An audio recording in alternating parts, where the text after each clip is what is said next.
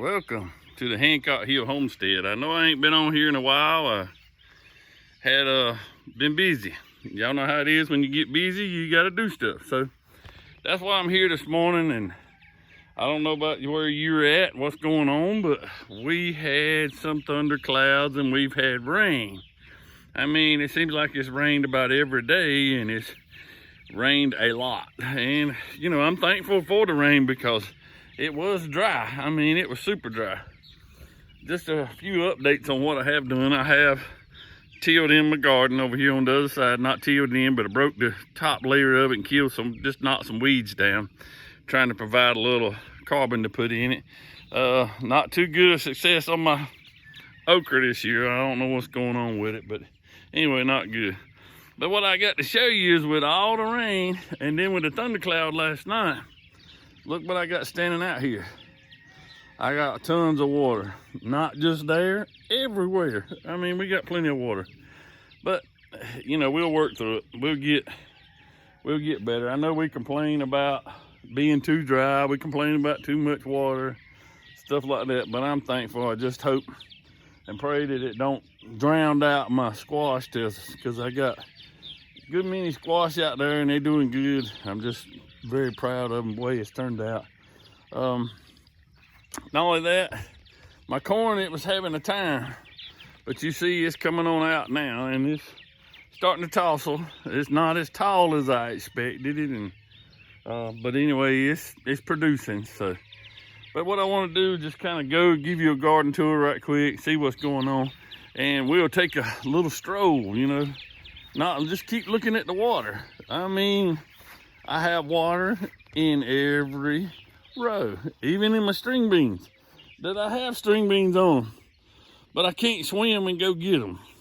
I could, but I'm not. But I planted some more beans and stuff here. Got pepper plants, got a little bit of corn, and it's all standing in water. But the biggest thing I had to get out this morning, and I had to get out and move, was my chickens. Yeah, my mobile chicken tractor was out here. It was in a lake. The poor chickens couldn't even get down on the ground because it was water, and they didn't want to get out there, and I don't much blame them. And then so I've been out moving them this morning, getting them going, getting them a little bit of firm ground to stand on. But I just wanted to share some things. One is I got a greenhouse, but look, I got a flooded greenhouse. So, you know, it happens. When you get like 3 or 4 inches of rain in just a small amount of time, you know, that's what's gonna happen. You're gonna get a lot of it. But I hope everybody's having good success on their garden this year.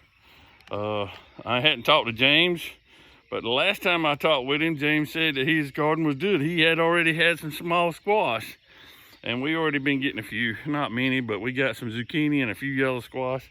We've been getting a few tomatoes, and I would go in there and show you my tomatoes and go out there in the field, but I don't want to bog up and everything else. But you know, it is what it is. I just hope everybody's safe, hope everybody is doing well, and I hope everything's doing great for them. And it looks like we got more rain coming, so you know, hopefully some of this will soak into the ground, because I think our ground is so hard now that it don't soak in from being dry so long that it takes so long for it to filter down in there. Me and a good friend of mine, Rusty, was talking about it this week, and it's something that he brought back to my attention that I know that the no-till people are not going to hear. But when you do a larger garden like this, and you get it where you have a tractor or whatever to do that, but if you're in raised beds like I got some too, they're doing real good. But when you're in the ground, go back to the old days, old school days, that the men and from far years ago talked about using a good deep subsoiler. You know, you gotta break the crust. After about 6 to 10 inches under the ground, it gets like a hard compacted crust in there. so the water doesn't filter through it and it doesn't hold into the ground. And then the deep water moisture doesn't come up and the other water can't go down. So it's running off. This is running off. So I think that's a lot what's going on nowadays, because if you'll look into the woods, a lot of people talk about the permaculture. If you look into the woods where the roots are deep in trees, that the water can run around the roots and go down in there, that it penetrates deep into the ground. But in a field where you don't have that, you build up that crust. So me and Rusty was talking about that. I believe that that's what I need to do, and I need to get mine out, and I need to maybe do that. I may do that on the field that I'm letting rest this year, where I broke the weeds off, just top dressed it and trying to let them die in and then come back out.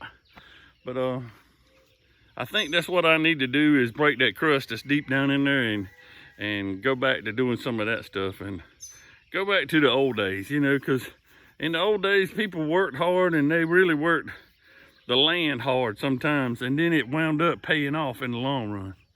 So I think that's what I'm gonna do, because Rusty talked about how he did his this past year and it's helped him a tremendous bit. So I want to be able to do the same thing, be able to maybe get mine done, because I hadn't done it in a while. But yeah, I'd like to have some kind of ground cover to put out, and I've been thinking about some peas or maybe some soybeans or something like that, because I really don't want to plant any corn. I mean, I love to, but I just don't really want to plant any corn. I'd like to plant some more okra, but I'm probably gonna wind up doing that. But I gotta get busy. Biggest thing is stay home for a little while, because I've been assisting somebody else, helping them do some work and help driving the truck a little bit. But it's time for me to get back into action on the homestead, because I got a lot of projects that I started and I ain't finished. I got to finish my little barn. I got wood stacked up out here in the yard that I need to get up, and that's why I said I got some truss that I had got a few years ago up here, and I had to uncover them. And you'll see I got the cover off over here. And the reason was I had a couple of friends that were coming and eating my eggs, and you know what those are. A regular old chicken snake, black chicken snake. He came up and was slipping in and eating my eggs, and so we had to eradicate him. One of them got away. I can't find him. Hopefully he's gone, but if he's not, he'll meet his maker too. But I hate to say that about it, but I don't need the snake eating my eggs that I wind up eating myself. So you have to protect what's your own one way or another. Same way it is with animals. I told you in the last video I had an attack from a raccoon. Hadn't caught him yet, hadn't seen any more signs of him yet. So hopefully either he's gone or he's moved to another location or whatever and staying away from here. But yeah, I just want to make sure I do a couple shout outs on some of them. I've been watching a couple videos on electrical culture. I'm not 100% sold on it yet, but they're saying it works. It makes a difference because you're drawing the electrical waves out of the air and you're putting it into the ground, and it makes you not have to use as much fertilizer. But I may try some of it and put it around in different spots and see what I got going on. But try something new, try something always. I do like the wood chips, putting the wood chips in, not green, but let them set out for about a year and then put them into the field, because I've seen the proof of that, putting that around the blueberries and other stuff. And as a matter of fact, I got blueberries running everywhere, and they're busting up now because of so much rain. So if you'd like some blueberries, just contact me and I'll be glad to let you have some. There's some out here. Still planting a few fruit trees and stuff like that for somebody 50 years from now, because I'll be going on from this place and somebody else can have that and they can do whatever they like. I ain't saying it could be my family, because it may not be. I mean, but I would love for one of my family members to continue to stay here on the Hancock Hill homestead, because I'm the 4th generation here, so that's why I said it would be better to have a 5th generation and 6th and 7th if we could. But you know, you do what you got to do, and the families, they do what they got to do, and I understand fully. But you know, hang in there with it. Hopefully everything goes good. And if you ain't seen these gray skies behind my head, the sun was out earlier, now it's gray sky again. And I do like my shirt, get hooked on fishing.